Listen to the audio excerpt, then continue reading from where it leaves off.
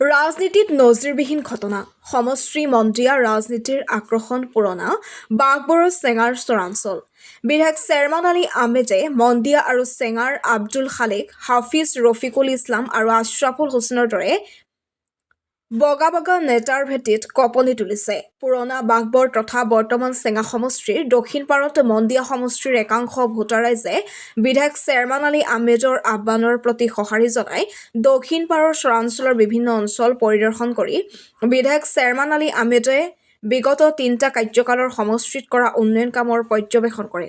পৰ্যবেক্ষণৰ অন্তত মন্দিয়াৰ অঞ্চলৰ ৰাইজে চৰাঞ্চলৰ উন্নয়ন দেখি আচৰিত হয়।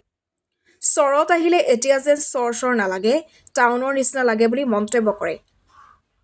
ৰাইজৰ নিজৰ অভাৱ উপলব্ধিৰ আগতেই বিধায়ক শ্বেৰমান আলীয়ে নিজে উপলব্ধি কৰি সেই কাম কৰিছিল। অনুন্নত চৰাঞ্চল আন্ধাৰ গুচাই আলোকিত কৰা বাঘবৰৰ ইতিহাসত একমাত্ৰ বিধায়ক হিচাপে ৰাইজে চিৰদিন মনত ৰাখিব শ্বেৰমান আলী আহমেদক। যাতায়াতৰ বাবে 200 কিলোমিটাৰ পকী পথ আৰু 40খনকৈ দলং নিৰ্মাণৰ লগতে সমগ্ৰ চৰাঞ্চলত বৈদ্যুতিকৰণ, 4টা টাৱাৰ লাইন আৰু 2টাকৈ ছাবষ্টেচন স্থাপনৰ জৰিয়তে শ্বেৰমান আলীয়ে যি আমূল পৰিৱৰ্তন আনিছে তাক দেখি অভিভূত হৈ পৰে মন্দিয়াৰ ৰাইজ। শিক্ষাৰ ক্ষেত্ৰত হাইস্কুল, শিক্ষক আৱাসগৃহৰ পৰা স্বাস্থ্যসেৱাৰ বাবে 3খন PHC আৰু 13খন উপকেন্দ্ৰ স্থাপনক লৈ বিধায়কজনৰ কৰ্মপটুতাৰ নিৰ্দেশন দেখি চেঙা ৰাইজে নিজৰ সমষ্টিৰ পৰা এনে এজন ৰত্নক হেৰুৱাই আক্ষেপ প্ৰকাশ কৰাৰ বিপৰীতে মন্দিয়া ৰাইজে তেওঁক নিজৰ মাজত পাই ভাগ্যৱান বুলি অভিহিত কৰে। 17 কোটি টকাৰ গৰাখহনীয়া প্ৰতিৰোধ আঁচনি, কৃষি কাৰ্যালয় আৰু BDO অফিচ আদিৰে সমষ্টিটোৰ অৰ্থনৈতিক ভেটি সুদীৰ্ঘ কৰা বিধায়কগৰাকীৰ চৰাঞ্চলৰ এন্ধাৰ আঁতৰৰ একমাত্ৰ জনপ্ৰিয় নেতা হিচাপে অভিহিত কৰিছে ৰাইজে। News desk report anytime. ৰাজনীতিত আচলতে আজি এটা বিৰল আৰু ব্যতিক্ৰমী ঘটনা সংঘটিত হৈছে। আপোনালোকে জানে যে নৱগঠিত মন্দিয়া সমষ্টিৰ পৰা ৰাইজৰ দলৰ তৰফৰ পৰা বাঘবৰ সমষ্টিৰ বিধায়ক শ্বেৰমান আলী আহমেদ ডাঙৰীয়াই নিৰ্বাচনত অৱতীৰ্ণ হ'ব আৰু সেই উদ্দেশ্য আগত ৰাখি পুৰণি জনীয়া সমষ্টিৰ বিভিন্ন পঞ্চায়তে গৈ যেতিয়া তেখেতে মানুহৰ মাজত মতামত সংগ্ৰহ কৰিছে, সেই অঞ্চলৰ সা সমস্যাৰ বুজ লৈছে, তেতিয়া তেখেতে এটা আহ্বান জনাইছিলে যে আপোনালোকে মোক এনেই ভোট দিব নালাগে, মই বিগত 15 বছৰে বাঘবৰ সমষ্টিৰ বিধায়ক হিচাপে কি উন্নয়ন কৰিলোঁ সেই উন্নয়নৰ স্বৰূপ আপোনালোকে নিজে চকুৰে দেখি আহক। তাতে গৈ যদি আপোনালোকে সন্তুষ্ট হয় যে সঁচাকৈয়ে মই বাঘবৰ সমষ্টিত কাম কাজ কৰিব পাৰিছোঁ, তেতিয়াহ'লে আপোনালোকে ভোট প্ৰদান কৰিব।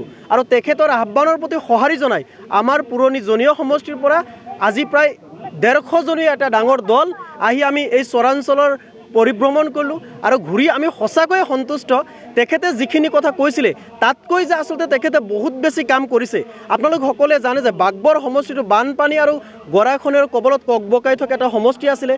তেখেতে বিধায়ক হোৱাৰ আগতে অলপো পকী ৰাস্তা হোৱা নাছিলে, ইলেক্ট্ৰিচিটিৰ ব্যৱস্থা নাছিলে, কিন্তু আজি আমি দেখিলোঁ যে প্ৰায় সকলো ৰাস্তা ঘাট দলং পকী হৈছে। খুব কম ৰাস্তা আছে, সৰু ৰাস্তা 2-4খন কেঁচা আছে, সকলো দলং পকী হৈছে।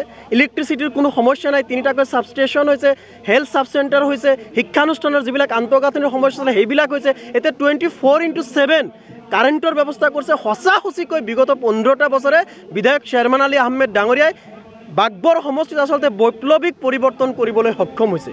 আৰু সেইকাৰণে কৈছোঁ যে তেখেতে এজন ব্যতিক্ৰমী আৰু দক্ষ বিধায়ক, যে অসমৰ ৰাজনীতিত এনেকুৱা ৰাজনীতিক নিশ্চয় নোলাব যিজনে নিজৰ কামৰ নমুনা দেখাবলৈ অন্য মানুহক বা ৰাইজক আচলতে এনেকুৱা ধৰণৰ আহ্বান কৰিব পাৰে।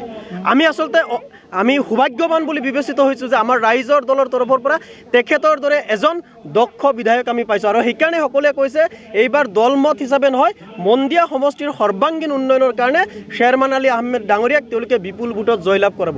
এতিয়া আপোনালোকে নিশ্চয় ভাবিব পাৰে মই দলৰ মানুহ, মই তেখেতৰ প্ৰশংসা কৰিমেই। সেইকাৰণে আপোনালোকে আহ্বান জনাইছোঁ যে আমাৰ লগত যিসকল নিৰপেক্ষ লোক আহিছে, যিসকল আমাৰ দলৰ লগত জড়িত নহয়, সচেতন লোক আহিছে, তেওঁলোকে আহি আচলতে আমাৰ এই চৰাঞ্চলত ঘূৰি কি পালে আৰু আমাৰ জনীয়া সমষ্টিৰ মানুহ হিচাপে তেখেতসকলে কি পাৰ্থক্য অনুভৱ কৰিছে, তেখেতসকলৰ মন্তব্য লৈও আপোনালোকে ৰাইজৰ মাজত প্ৰচাৰ কৰিবলৈ মই বিনম্ৰভাৱে আহ্বান জনাম।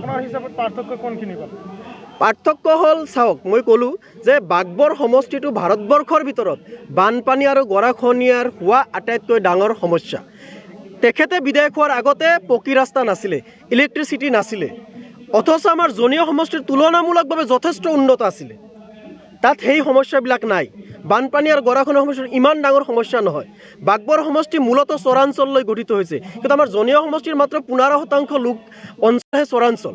কিন্তু আমাৰ চকুৰ সন্মুখতে যেনেকুৱাকৈ শ্বেৰমান আলী আহমেদ ডাঙৰীয়াই আমাৰ বাগবৰ সমষ্টিৰ উন্নয়নৰ ক্ষেত্ৰত এটা বেলেগ নজিৰ স্থাপন কৰিবলৈ সক্ষম হৈছে, কিন্তু আমি বিগত 20টা বছৰে দুবাৰকৈ যিসকল লোকক বিধায়ক হিচাপে নিৰ্বাচিত কৰিলোঁ, এবাৰকৈ সাংসদ হিচাপে নিৰ্বাচিত হ'লোঁ। আপোনালোকে নিশ্চয় বুজিছে মই বৰ্তমানৰ বিধায়ক হাফিজ ৰফিকুল ইছলামৰ কথা কৈছোঁ, আৰু কংগ্ৰেছ দলৰ প্ৰাৰ্থিত্ব প্ৰথা কি আব্দুল খালেক সাহেবৰ কথা কৈছোঁ। তেখেতেও দুবাৰ বিধায়ক হৈছিলে, এবাৰ সাংসদ হৈছিলে, কিন্তু তেখেতসকলে যোৱা 20টা বছৰত আমাৰ পুৰণি জনীয়া সমষ্টিৰ সৰ্বাংগীন উন্নয়নৰ ক্ষেত্ৰত এনেকুৱা কোনো চকুত লগা কাম কিন্তু তেওঁলোকে কৰিব পৰা নাই।